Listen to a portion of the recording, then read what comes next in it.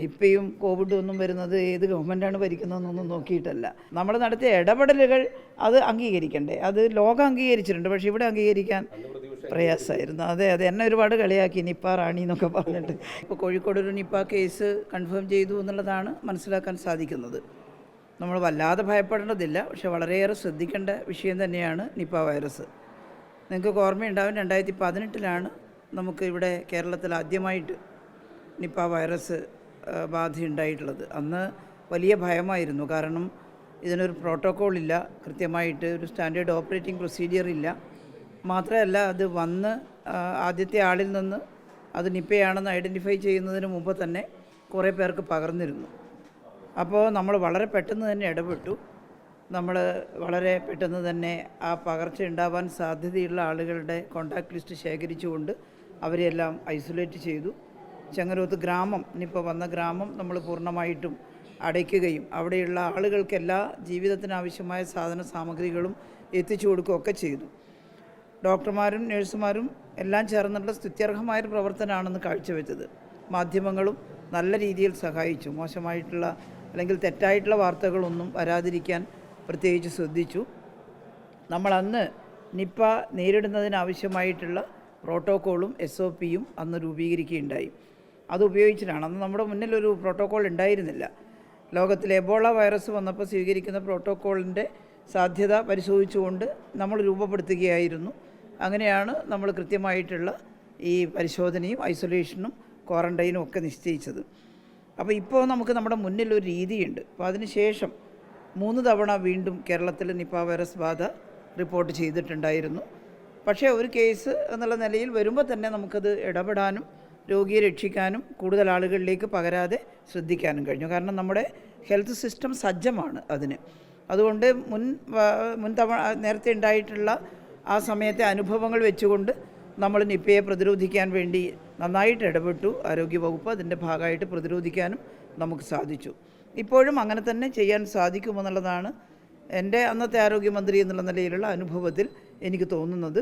വളരെ പെട്ടെന്ന് തന്നെ ഈ പേഷ്യൻറ്റിൻ്റെ കോൺടാക്റ്റ് ലിസ്റ്റ് ട്രേസ് ചെയ്യണം, അവരെ ആകെ നല്ല പരിശോധനയിൽ കൊണ്ടുവരണം, കൂടുതൽ ആളുകൾക്ക് പകരാതെ അത് നോക്കാനും പേഷ്യൻറ്റിന് ആവശ്യമായിട്ടുള്ള മരുന്നുകൾ. ഇപ്പോൾ ഈ വൈറസ് ബാധക്ക് കൃത്യമായിട്ട് പെട്ടെന്ന് അസുഖം സുഖപ്പെടാനുള്ള മരുന്ന് ഇല്ല എന്ന് തന്നെ പറയാം. പല വൈറസിനും അങ്ങനെ തന്നെയാണ്. പക്ഷേ റിബാവറിൻ പോലുള്ള മരുന്നുകളാണ് നമ്മളന്ന് പ്രയോഗിച്ചത്. അന്നൊരു മോണോക്ലോണൽ ആൻറ്റിബോഡി അത് ഓസ്ട്രേലിയയിൽ ഉണ്ട് എന്ന് മനസ്സിലാക്കിക്കൊണ്ട് നമ്മൾ ഓസ്ട്രേലിയൻ ഗവൺമെൻറ്റുമായി ബന്ധപ്പെട്ട് അത് കേരളത്തിൽ എത്തിച്ചിരുന്നു, വിമാനമാർഗം എത്തിച്ചിരുന്നു. അന്ന് നമുക്കത് കൂടുതൽ പ്രയോഗിക്കേണ്ടി വന്നില്ല. ICMR അത് സ്റ്റോക്ക് ചെയ്യുകയാണ് നമ്മൾ അന്ന് ചെയ്തത്. പക്ഷേ ഇവിടെ നമ്മൾ കൂടുതലായിട്ടൊന്ന് ഉപയോഗിച്ചത് റിബാവറിൻ പോലുള്ള ആൻറ്റി വൈറലുകളായിരുന്നു. അപ്പോൾ ഡോക്ടർമാരതെല്ലാം ശ്രദ്ധിക്കുന്നുണ്ടാകുമെന്നാണ് ഞാൻ കരുതുന്നത്. അതുകൊണ്ട് ആശങ്കപ്പെടാതെ, എന്നാൽ ഒട്ടും കൃത്യവിലോപം കാണിക്കാതെ നമുക്ക് ഇതിൻ്റെ ഈ പേഷ്യൻറ്റിൻ്റെ കോൺടാക്റ്റ് ലിസ്റ്റൊക്കെ ട്രേസ് ചെയ്തുകൊണ്ട് നേരിടാൻ സാധിക്കണം. അതിന് സാധിക്കുമെന്നാണ് കരുതുന്നത്. ടീച്ചറെ, ആ സമയത്ത് ഇന്നത്തെ ആരോഗ്യമന്ത്രിയായ കെ മുരളീധരൻ നടത്തിയ ഒരു പ്രസ്താവന, ഒരു പൊതുപരിപാടിയിൽ വെച്ചാണ് ആ രീതിയിലുണ്ടായ ഒരു പ്രസ്താവന ഉണ്ടാകുന്നത്. അന്നത്തെ സർക്കാരിനെയും ആരോഗ്യമന്ത്രിയും അടക്കം അപകീർത്തിപ്പെടുത്തുന്ന രീതിയിലൊരു പ്രയോഗമായിരുന്നു ഉണ്ടായത്. നാട് മുടിയും എന്നുള്ള പരാമർശിക്കായിരുന്നു ഉണ്ടായിരുന്നത്. അപ്പോൾ വീണ്ടും അതേ ആൾ തന്നെ ആരോഗ്യമന്ത്രി ആകുമ്പോഴാണ് വീണ്ടും ഒരു നിപ്പ രോഗബാധ ഉണ്ടാകുന്നത്. അതിൽ നമ്മളൊക്കെ വളരെ കൃത്യമായിട്ട് ശാസ്ത്രീയമായിട്ട് പ്രശ്നങ്ങളെ അവലോകനം ചെയ്തുകൊണ്ട്, ഇപ്പം നിപ്പയും കോവിഡും ഒന്നും വരുന്നത് ഏത് ഗവൺമെൻറ്റാണ് ഭരിക്കുന്നതെന്നൊന്നും നോക്കിയിട്ടല്ല. അതൊക്കെ ഈ സമൂഹത്തിലുണ്ട്. വൈറസൊക്കെ ചില പ്രത്യേക സാഹചര്യത്തിൽ അവയുടെ ആധിക്യം ഉണ്ടാവുകയും അത് മനുഷ്യരിലേക്ക് പകരുകയും മരണകാരണമാവുകയും ഒക്കെ ചെയ്യും. അപ്പോൾ കക്ഷിരാഷ്ട്രീയ ഭേദമൊന്നും നോക്കാതെ കൂട്ടായി അതിനെ നമ്മൾ എങ്ങനെയാണ് ജനങ്ങൾക്ക് ബുദ്ധിമുട്ടില്ലാതെ നോക്കുക എന്ന രീതിയിൽ ഇടപെടുകയാണ് വേണ്ടത് എന്നുള്ളതാണ് എൻ്റെ അഭിപ്രായം.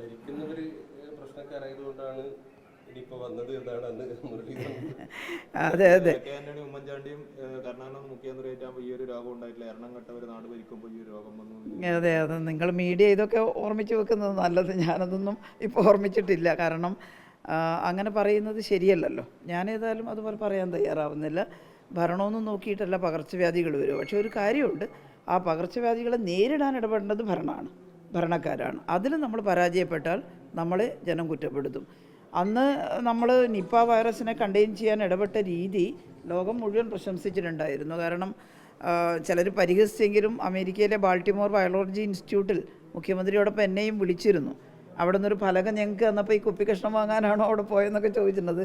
കാര്യങ്ങൾ മനസ്സിലാക്കാതെയാണ്. പക്ഷേ അവിടെ റോബർട്ട് ഗാലോ അടക്കമുള്ള ശാസ്ത്രജ്ഞന്മാർ ഇരുന്നു കൊണ്ടാണ് ചർച്ച നടത്തിയത്. നിങ്ങൾ എങ്ങനെയാണ് പ്രതിരോധിച്ചത് എന്ന് പറഞ്ഞപ്പോൾ നമ്മളിവിടെ സ്വീകരിച്ച നടപടിക്രമങ്ങൾ അവരോട് സംസാരിച്ചു.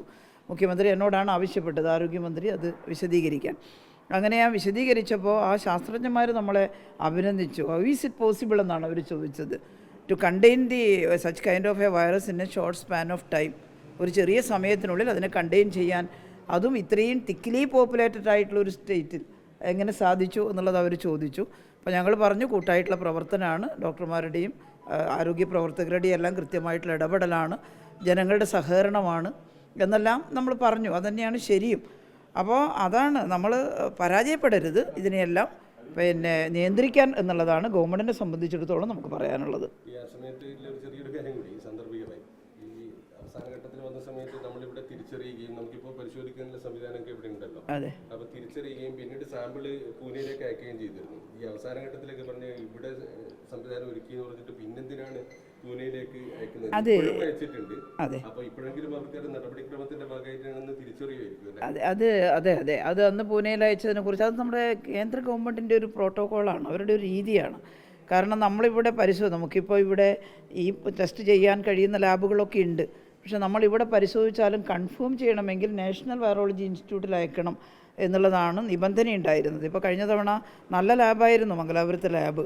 അവിടെയുള്ള വൈറോളജിസ്റ്റുകളൊക്കെ നല്ല സമർത്ഥരായിരുന്നു. അവിടുന്ന് മനസ്സിലായിട്ടും എനിക്കന്ന് പ്രഖ്യാപിക്കാൻ കഴിഞ്ഞില്ല. പിറ്റേന്നാണ് പ്രഖ്യാപിച്ചത്. നിങ്ങൾ മീഡിയക്കാർ ചോദിച്ചപ്പോൾ ഞാൻ പറഞ്ഞു, ഒരു കടുപ്പപ്പെട്ടൊരു വൈറസാണ് എന്ന് മനസ്സിലായിട്ടുണ്ട്, പക്ഷേ എന്താണെന്നുള്ളത് നാഷണൽ വൈറോളജി ഇൻസ്റ്റിറ്റ്യൂട്ടിലെ റിസൾട്ട് വന്നിട്ടേ പറയുന്നു. അതൊരു രീതിയാണ്, അതിൻ്റെ ഒരു ഗവൺമെൻറ്റിൻ്റെ ഒരു സംവിധാനമാണ്. അപ്പോൾ ഇവിടെ അതൊന്നും ഇല്ലാഞ്ഞിട്ടാണ് ഇവിടെ പ്രഖ്യാപിക്കാത്തത്, അങ്ങനെയൊന്നും കളിയാക്കരുത്. കാരണം നമ്മളൊരു കടുത്ത സാഹചര്യത്തെ നേരിടുമ്പം നമ്മുടെ വീഴ്ചയായിട്ട് എന്താ പറയുക? ഇതെല്ലാം അറിഞ്ഞിട്ടും നിഷ്ക്രിയമായിട്ട് നിന്നെങ്കിൽ നമ്മുടെ വീഴ്ചയാണ്. നമ്മൾ നടത്തിയ ഇടപെടലുകൾ അത് അംഗീകരിക്കണ്ടേ? അത് ലോകം അംഗീകരിച്ചിട്ടുണ്ട്, പക്ഷേ ഇവിടെ അംഗീകരിക്കാൻ പ്രയാസമായിരുന്നു. അതെ, എന്നെ ഒരുപാട് കളിയാക്കി, നിപ്പ റാണി എന്നൊക്കെ പറഞ്ഞിട്ട് കളിയാക്കിയിരുന്നു. പക്ഷേ ഞാനതൊന്നും സീരിയസ് ആയിട്ട് എടുക്കുന്നില്ല. കാരണം അന്ന് നല്ലൊരു ടീം വർക്ക് ഉണ്ടാക്കാനും അന്ന് നമ്മളുണ്ടാക്കിയ പ്രോട്ടോക്കോൾ, അതിൻ്റെ ഓപ്പറേറ്റിംഗ് പ്രൊസീജിയർ, അതൊക്കെയാണ് ഇന്നും നമ്മൾ ആശ്രയിക്കുന്നത്. അത് അറിവുള്ള എല്ലാവരും അംഗീകരിച്ചിട്ടുണ്ട്. അത് ശാസ്ത്രജ്ഞന്മാരും അതുപോലെ തന്നെ മറ്റ് രാജ്യങ്ങളും ഒക്കെ അംഗീകരിച്ചിട്ടുണ്ട്. അത് നമ്മൾ അംഗീകാരത്തിന് വേണ്ടിയല്ല ചെയ്തത്, നമ്മൾ രക്ഷപ്പെടാൻ വേണ്ടി നമ്മുടെ കർത്തവ്യം നിർവഹിച്ചതാണ്. പക്ഷേ അന്ന് എല്ലാവരും അംഗീകരിക്കുന്ന അവസ്ഥയുണ്ടായിട്ടുണ്ട്. ഇപ്പോഴും പറയുന്നത് ഇതിൽ കക്ഷിരാഷ്ട്രീയ ഭേദമൊന്നും നോക്കാതെ കൂടുതൽ ആളുകളിലേക്ക് പകരാതിരിക്കാൻ ശ്രമിക്കണം എന്നുള്ളതാണ്. ഏതൊരു മീഡിയയിൽ ഏഷ്യാനെറ്റിലാണെന്ന് തോന്നുന്നു, റിബാവറിൻ ഇല്ല, ക്ഷാമം എന്നൊക്കെ പറഞ്ഞിട്ടൊരു വാർത്ത ചെറുതായിട്ടൊന്ന് ഞാൻ കണ്ടു. അത് ഇങ്ങനെ കൊടുത്തു. ആൻറ്റിവൈറലിൻ്റെ ക്ഷാമം ഉണ്ടെങ്കിൽ വളരെ പെട്ടെന്ന് എത്തിക്കാനുള്ള സംവിധാനം ഉണ്ടാക്കണം, അത് കൊടുക്കാനും സ്റ്റോക്ക് ചെയ്യണം. ഇപ്പോൾ ഒരു പേഷ്യൻറ്റിനെ ഉള്ളൂ, നമുക്കൊരു ആൻറ്റിസിപ്പേഷൻ ഉണ്ടാവണം ഈ കാര്യത്തിൽ. എന്താ വെച്ചാൽ നമ്മൾ മുൻകൂട്ടി കൂടുതൽ ആളുകൾക്ക് വന്നേക്കാനിടയുണ്ട്, വരാതിരിക്കട്ടെ. പക്ഷെ നമ്മളെപ്പോഴും കാണേണ്ടത് എന്താ? വരാൻ ഇടയുണ്ട്, അപ്പോൾ അതിന് വേണ്ട പ്രിക്കോഷൻ കരുതണം, മുൻകരുതലുണ്ടാവണം. അങ്ങനെ കരുതിയാൽ നമുക്ക് രക്ഷപ്പെടാൻ സാധിക്കും.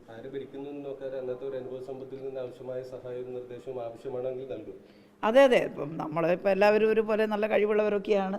നമ്മുടെ ഉപദേശവും നിർദ്ദേശമൊന്നും വേണ്ട. കാരണം ഡിപ്പാർട്ട്മെൻറ്റ് തന്നെ ഉദ്യോഗസ്ഥന്മാരൊക്കെ സജ്ജരാണല്ലോ. അതുകൊണ്ട് ഇപ്പോൾ മുൻ മന്ത്രിയോട് ചോദിക്കണമെന്നൊന്നും പറയേണ്ട കാര്യമില്ല. അവർ സജ്ജരാണ് ഉദ്യോഗസ്ഥർ. അവരെ കൃത്യമായിട്ട് നയിച്ചാൽ, അവരെ കൃത്യമായിട്ട് ഒരുക്കത്തിന് സൗകര്യപ്പെടുത്തി കൊടുത്താൽ, അവരുടെ കൂടെ നിന്നാൽ ഉറപ്പായിട്ടും നമ്മുടെ കേരളത്തിലെ ആരോഗ്യവകുപ്പിലെ ഉദ്യോഗസ്ഥന്മാർ, ആരോഗ്യവകുപ്പ് അതിന് സജ്ജമാണ് എന്നുള്ള അഭിപ്രായമാണ് എനിക്കുള്ളത്. അങ്ങനെ അതിനെ നേരിടണം.